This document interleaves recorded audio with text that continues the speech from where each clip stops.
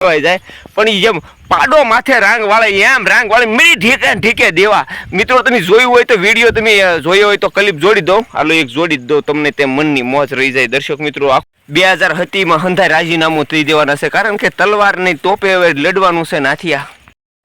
જોઈજો દર્શક મિત્રો આ ખબલબલ લાઈન માથે પાડો ટાઈટીકો જોવો ભાઈલો ને કહેતો થો હું. દર્શક મિત્રો ઓલા ગોપાલભાઈ લીટાને ફાડ ખાડું માર્યું ને તો એક બેન સીધા ટેજ ઉપરથી જેમ પાડો એને પાડો કહેવાય, એને કઈ સિંહણ ન કહેવાય. ડણકે એને સિંહણ કહેવાય. આ હંધાય રાજકારણ ખદડા હોય એને કોઈને કાંઈ સિંહણ્યું ન કહેવાય. પણ ગોપાલે લીટા ખાડું માર્યું ને સીધે આમ સિંહણ એટલે મને ભૂલાય જાય સારું સિંહણ કહેવાય જાય. કવિ રહ્યો ને કલાકાર રહ્યો ને એટલે મારે કહેવાય જાય. પણ એ જેમ પાડો માથે રાંગ વાળે એમ રાંગ વાળે મીડી ઢીકે દેવા. મિત્રો તમે જોયું હોય તો વિડીયો તમે જોયો હોય તો ક્લિપ જોડી દો. હાલો એક જોડી દો તમને તે મનની મોજ રહી જાય. દર્શક મિત્રો આખો પૂરો મારો વિડીયો જોજો તમને મજા વાળા હાસ્ય કાશ્ય ગીત ને ગશ્ય ભેળવીને વિડીયો બનાવ્યો છે. દર્શક મિત્રો તમને કોઈને કઈ ખબર છે 2027 ચૂંટણી જ નથી થવાની કારણ કે કોઈ ખદડીના ફોર્મ જ ના ભરવાના. મને ખબર પડી ગઈ કેમ કે જો પેલા રાજકારણ હતું આપણે નરેન્દ્ર મોદી મુખ્યમંત્રી હતા ને તો એમ થતું કે હામાં પ્રહારની રાજકારણ હતું.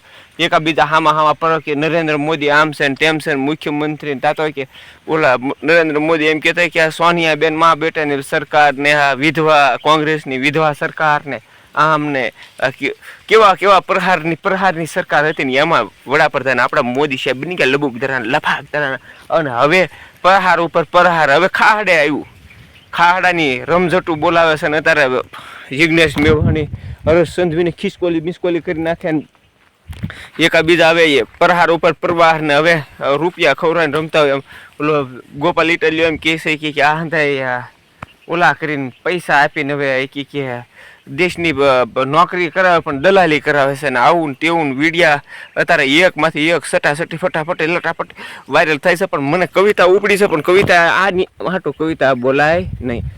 કવિતા કંઈક હોવી જોઈએ. ઓલો વિડીયો આજે ખાડો મારવાનો વિડીયો છે એની માટે કવિતા એ થોડી કાંઈ ઓલે કે કવિતા આવે કોની કવિતા કહેવાય કે નાગણ હાલી રે કાળી નાગણ હાલી જોઈ લ્યો આપણે ઓલી જેતબાઈની ગીત છે ખબર ને સિંહણ હાલી રે કાળી નાગણ હાલી જોઈ લ્યો જેતી જેઠાની યા જેતબાઈ હાલી. એટલે એના ગીત ને એના જેતબાઈ ના ગાવાના હોય. પણ આ ઓલી પાડા ઘોડે ઓલો ભાઈ કોક લબડનો ગોપાલ ઇટાલિયાને ખાહડું માર્યું માથે સડી ગઈ એના કઈ ગીત ન ગાવાના. એ તો પાડા સાહેબ કે લડાકતા પડી ગયું હોય એની માથે એના ગીતડા ન ગાવાના હોય. દર્શક મિત્રો તમારું શું કેવું છે એની કઈ નહીં. એ તો હું રાજકારણ સત્તા હાટું સનસનિયા કર્યા હોય એના કાંઈ ન હોય. બોલે તો દેશ હાટું જાતિ ધર્મ હાટું ઇજ્જત આબરૂ હાટું જ્યારે સિંહણું થઈને ડણક્યું હોય એના ગીત ગાવાના હોય.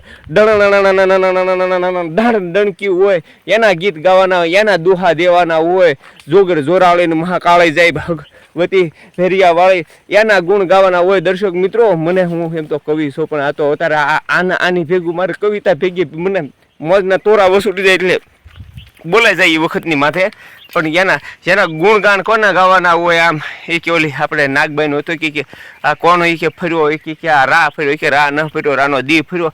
એટલે હવે આ હાંધી પાલોટીયું દીવડા ફરી ગયા છે હવે તો મરવાના છે ભૂંડી રાંડના. તમે જો આ ખદડીના કહેવાય ને આ ખદડી હંધાય હામાં એક કે પાર્ટીમાં કોઈ હારો નહીં.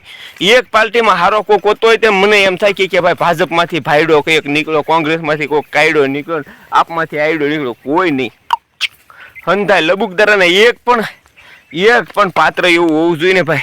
આપણે ખેડૂત માટે રાષ્ટ્ર માટે ગૌ માતા એટલે ધર્મ મંદિરો હાટું કાંઈક બલિદાન દીધું હોય. આ તો હંધું મંદિર બનાવ્યા પણ એ વ્યાપાર કરવા તો મંદિર બનાવ્યો તો ગૌશાળા બનાવ વાહો પેલો કે ગૌશાળા બનાવો નહીં. આ તો વ્યાપાર કરશે વાઘડ પછી લાખ કમાશે લાજડ જણ ના ઝેર. આ હંધાય મારા દીકરા વ્યાપાર જ કરવા હાટું. તમને કેમ લાગે દર્શક મિત્રો? મને તો હવે હંધું ખૂજવા મળ્યું છે એક પછી મારો મને છે ને મને ખૂજે હાસું બીજું હંધું ખોટું. હવે ત્યાં હંધાઈને શું મારવાના છે હવે તો કાંઈ. હવે તમે દર્શક મિત્રો જોઈ શકો છો તમે આને હંધાઈને આપણે લબડું ક્યાં લવરાઈ લેવાના છે.